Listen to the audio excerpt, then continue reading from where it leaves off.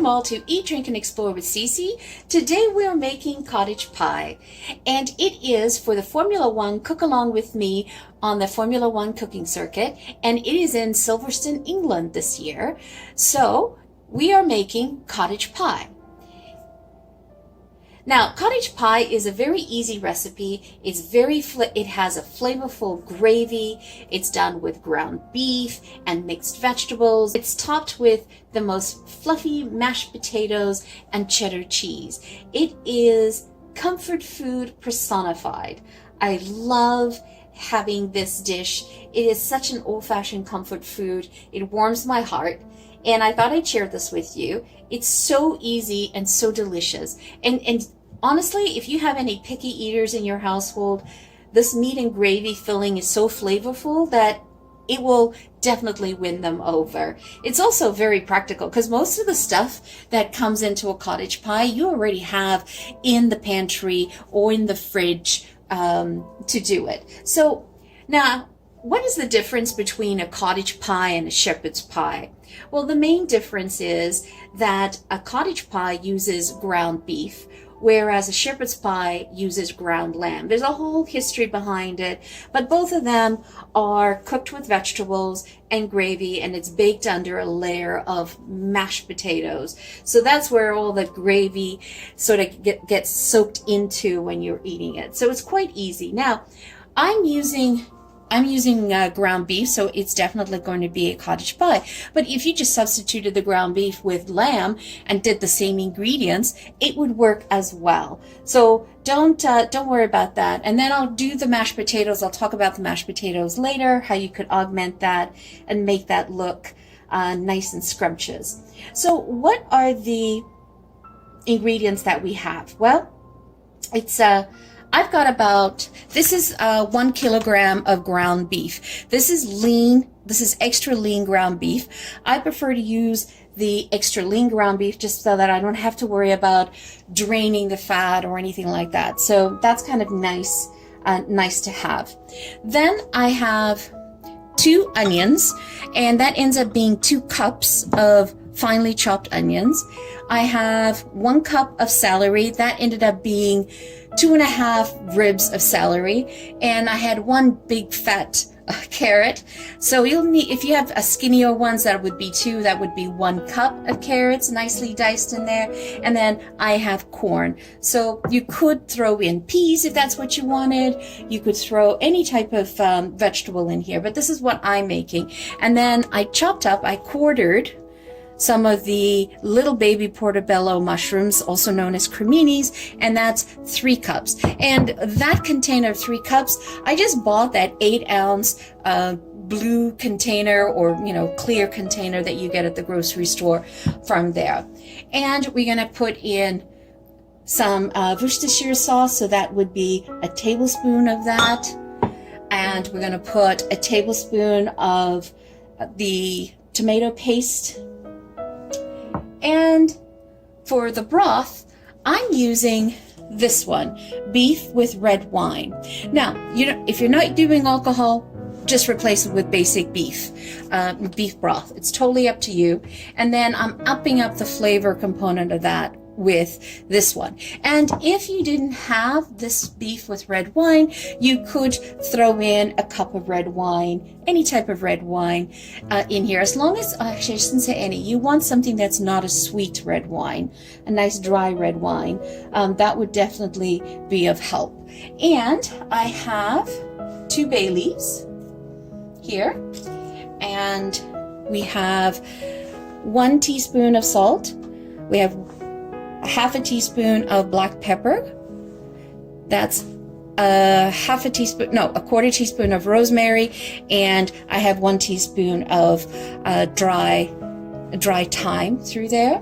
And then I didn't wanted to chop up garlic, so I have 1 tablespoon of minced garlic in here.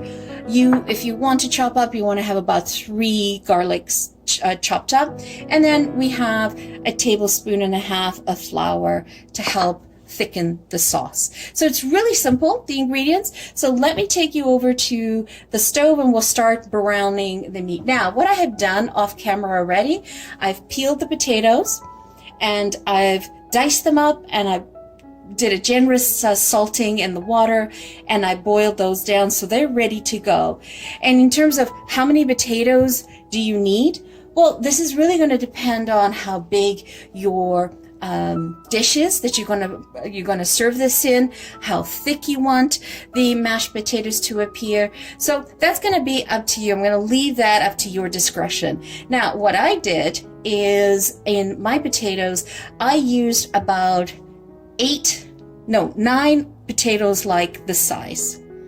Okay, and some of them were this size as well, so that just gives you an idea. This happens to be some new Ontario russet potatoes, so they're really nice and fresh as well, but any potato will do, whatever you have. So let's move over to the stove.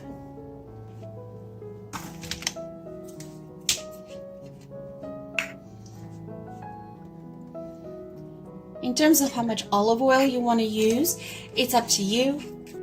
If you're using medium ground beef, you probably want to make that less, but this is just to help get it started. And I love using extra virgin olive oil here just because it imparts some nice flavor. So heat that up, and then what we're going to do is we're going to pop this into the fry pan. Now, one of the things that I want you to be aware of, when you dump this into the fry pan, one of the things is you want to give this a chance to cook. And the least amount of stirring you can, the least amount of stirring you can do on the meat initially, the better. Because what you want to do is you want to brown the meat from the bottom. So you notice I used a bigger pan in here. I've got them all layered down. So you want to keep them flat in here, brown that. Make sure you watch the temperature of your stove. You don't want to burn it, but the idea here is that you want to render this down. And what we're also doing is we're taking away the moisture that's in the meat. And then we want to brown it to create that Maillard reaction to the meat. That's that dark brown bits that you get in the meat that ends up at the bottom of the pan. That's where all the flavor is. So I'm just going to turn my stove down. That's where all the flavor is. And the last thing you ever want to do is, drain the water out of your meat. Because, you're throwing away flavor. So I am a constant stirrer. I love to stir, but I have to force myself not to stir this. So we'll just let this go for a bit, and then we'll come right back to it. So I'm not stirring. I'm just separating the meat now. This is all about building flavor.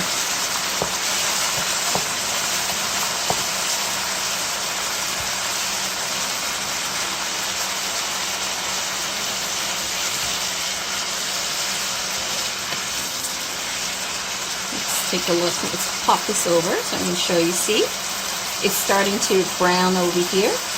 We want to get more of that.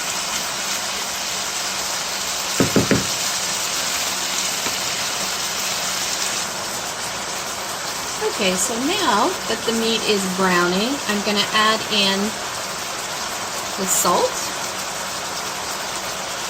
So I'm not adding the salt in all right away. I am just going to do this in layers, and I'll add more salt and pepper, the remaining salt and pepper, when I flip the meat around. So you see that? That's moisture. That's the water evaporating from the meat, and that's great. So what we want to do is we want to cook that out.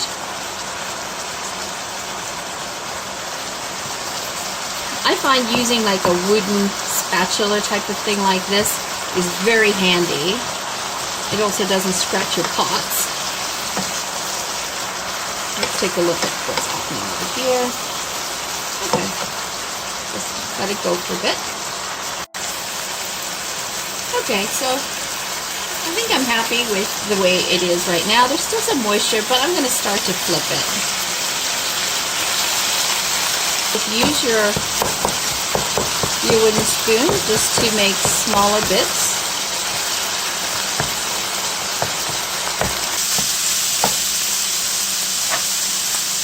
And now I'm just going to add in the remaining salt, pepper, rosemary, and thyme.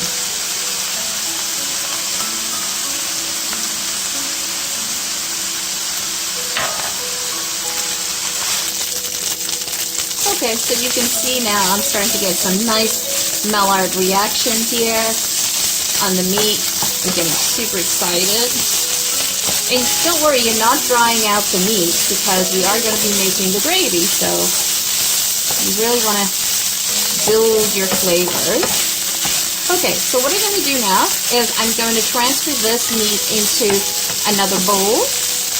And at this time, if you had grease, you would want to drain that. So I'm just going to pop that into another bowl, and then we'll cook the vegetables. It's to taste, guys. It's up to you. And we're going to brown the onion. We don't want to burn the onion. We don't want to caramelize the onion. We just want to lightly brown it. Great. So we're just going to pour in the mushrooms.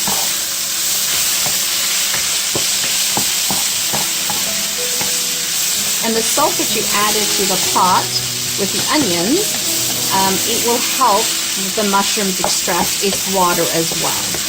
And so we do not want to add in any of the other vegetables until we've extracted the water out of the mushrooms.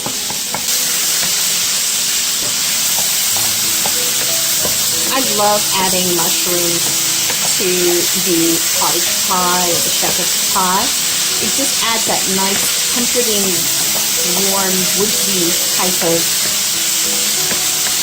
flavor to it. And I like to use the creminis, the baby portobellos, because they hold their shape. And you can see it when you're eating it. They don't all fall to mush. And add in carrots.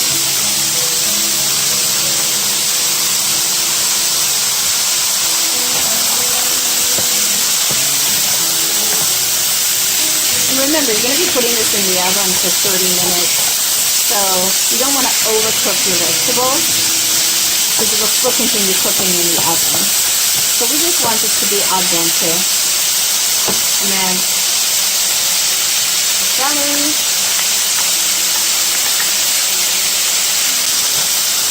And if you're not sure they're tender, you can always take a fork and try to find a big one and just try to stick it in.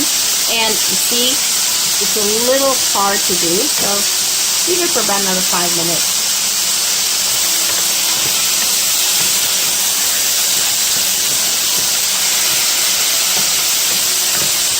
And it doesn't matter if your vegetables are crunchy when you're having the cottage pie.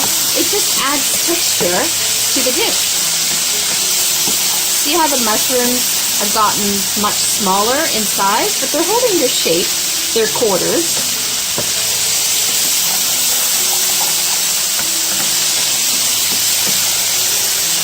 Okay, so I'm going to add in the garlic.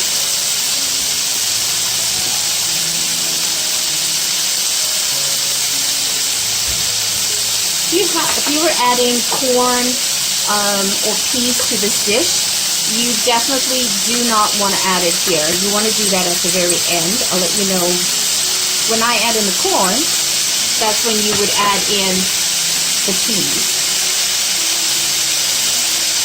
So let's turn this down a little. Incorporate this.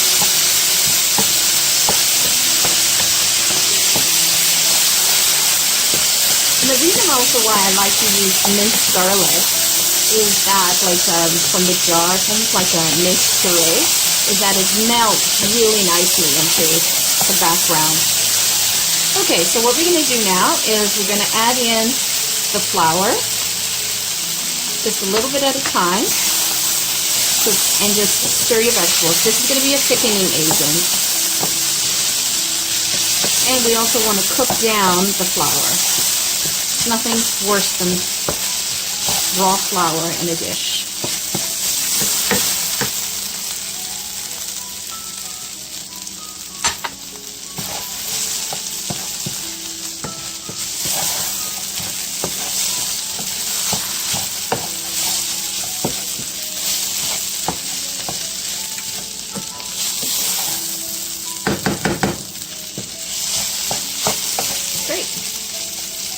So now let's look at the wet ingredients. Before I add in the wet ingredients, I'm going to add in the tomato paste. And this tomato paste adds some wonderful flavoring. I'm going to add in 2 tablespoons. I'm quite generous with it.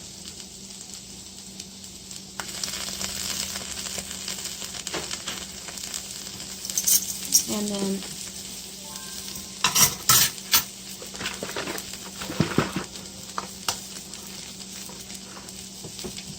I like to stir.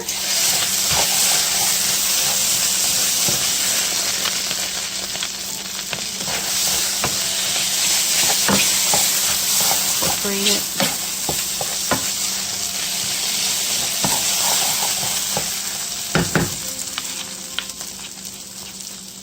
Definitely see the flour thickening.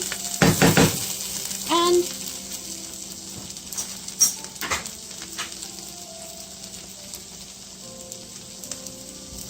I'm going to add in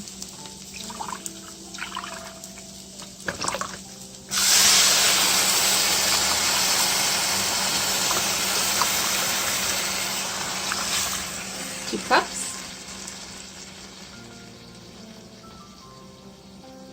And a half.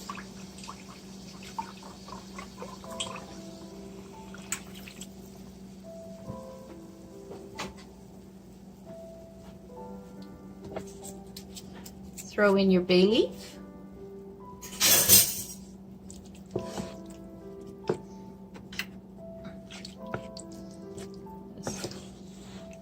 Let this all incorporate. And then I'm just using the wooden spoon and just trying to lift up all the bits from the bottom of the pot. Then we're also going to add in 2 tablespoons of Worcestershire sauce.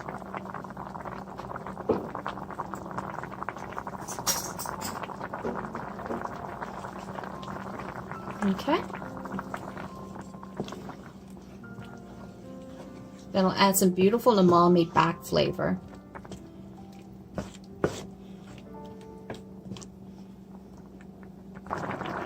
Okay, so we brought this to boil for about 5 minutes.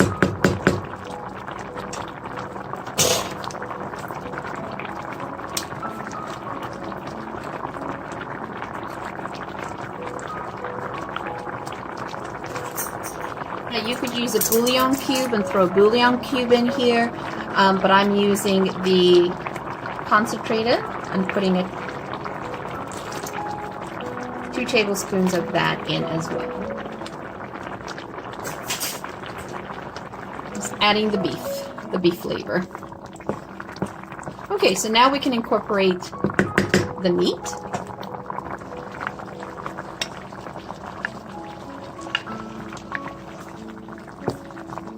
And just let all the flavors amalgamate.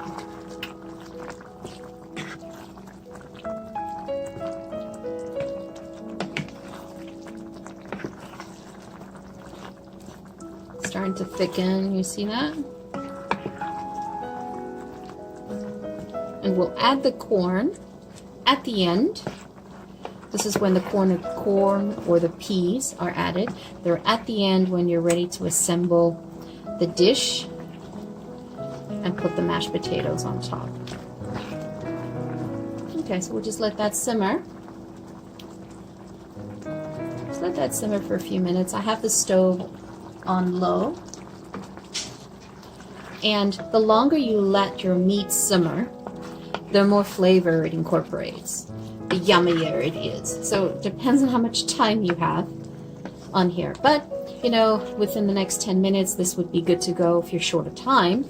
But if you have time, just let it do its thing. Let the flavors all incorporate. So, okay, so for the mashed potatoes, you want to drain it and then just let them sit and dry for a few minutes before we start combining things. Okay, so it's time to start mashing. So just take your potato masher, just mash it down. Now, most important thing is, I mean, this is how I like to make my mashed potatoes, is my items that I put into the mashed potatoes, they're all at the same temperature that the potatoes are at. So I had boiled these potatoes and I drained them and then I cooled them down to room temperature, and then I just slightly heated them up just to dry out any liquid that might have been at the bottom of the pot. And then I heated up my milk. So you could use milk, you could use cream, it's completely up to you. And I add the milk in a little bit at the time, because it's all based on how much potatoes you have, how creamy you want it in here. Then I'm going to add a little bit of butter, and then that is also at room temperature.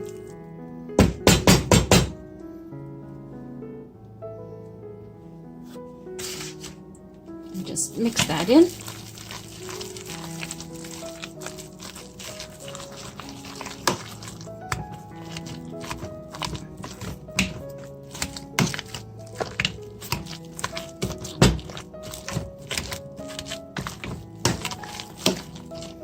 And I don't like my potatoes smooth.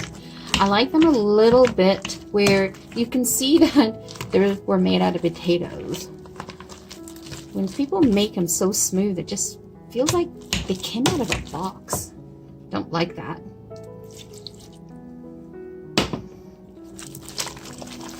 And then you salt and pepper your potatoes to your liking.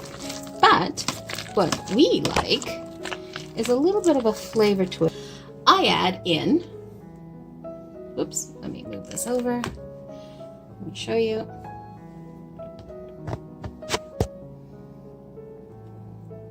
So we add some herb and garlic Philadelphia cream cheese. So instead of doing sour cream and a lot of butter, I add a little bit of this.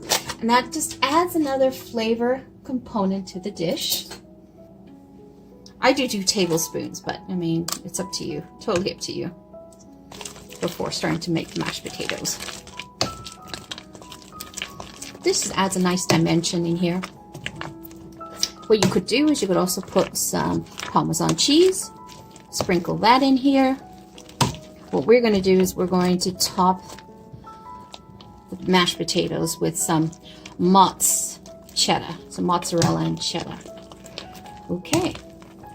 Let me taste that, see if I need to change the seasonings.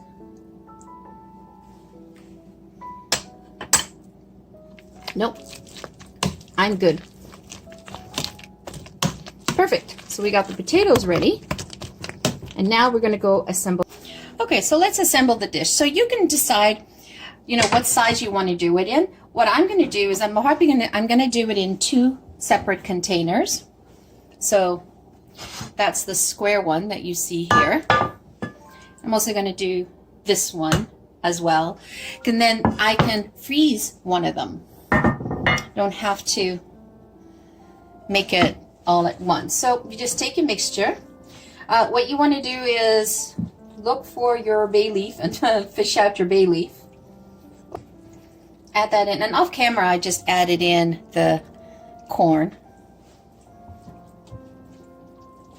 So super easy. And this freezes really well. Freezes up for 2 months in the freezer. And if you were going to freeze them, I would suggest you cool it down, then you wrap it with foil, wrap it with a saran wrap, nice and tight, and then foil. You don't want any ice crystals. developing. So there you go. So you fill it as much as you want. Try to level it off so that I have a nice level surface. Okay, then we're going to add the mashed potatoes.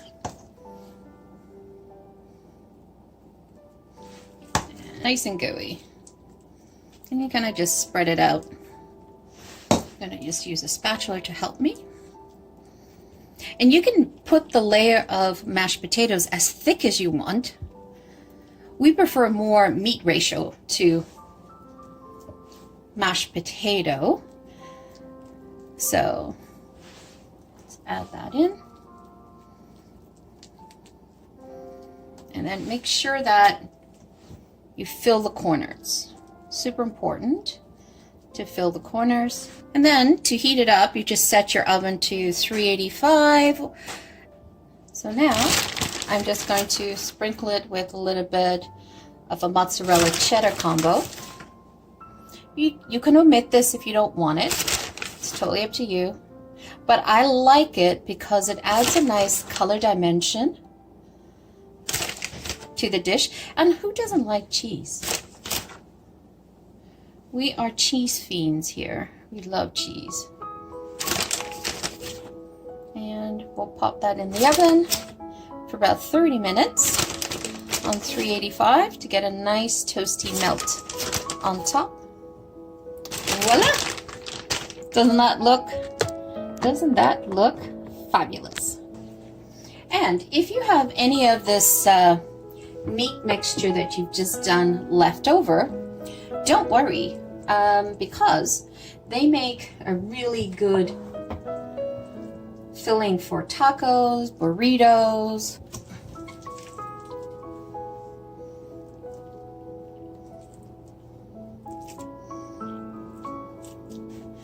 Again, you know, if you have less meat and you need to make this dish go further to feed the family, then just do less meat at the bottom and more potatoes on the top.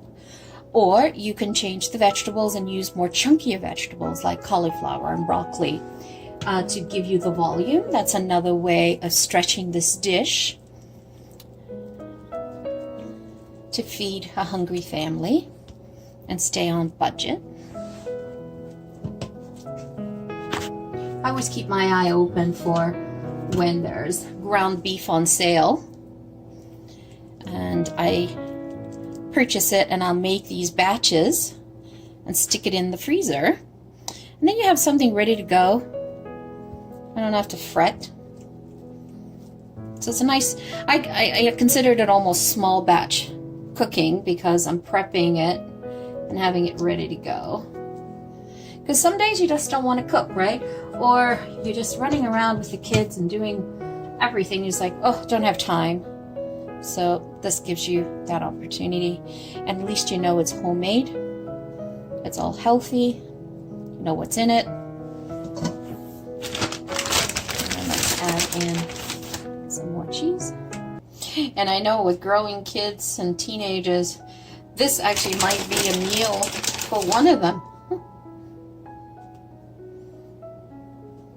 Hopefully not. Maybe it'll be a meal for two growing kids. All right. So, oh, take a look at it. It came out of the oven. It bubbled over a little bit, but let's give this a try.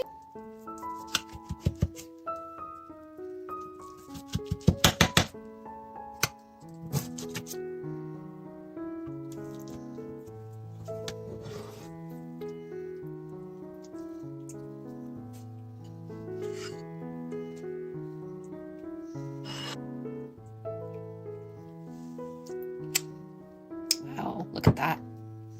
You can see the depth of the mashed potato to the meat ratio in there. And let's give this a whirl.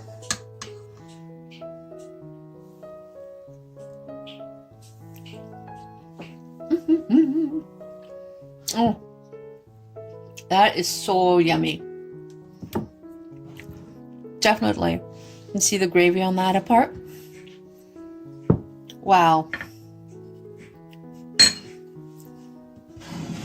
Look at that nice serving.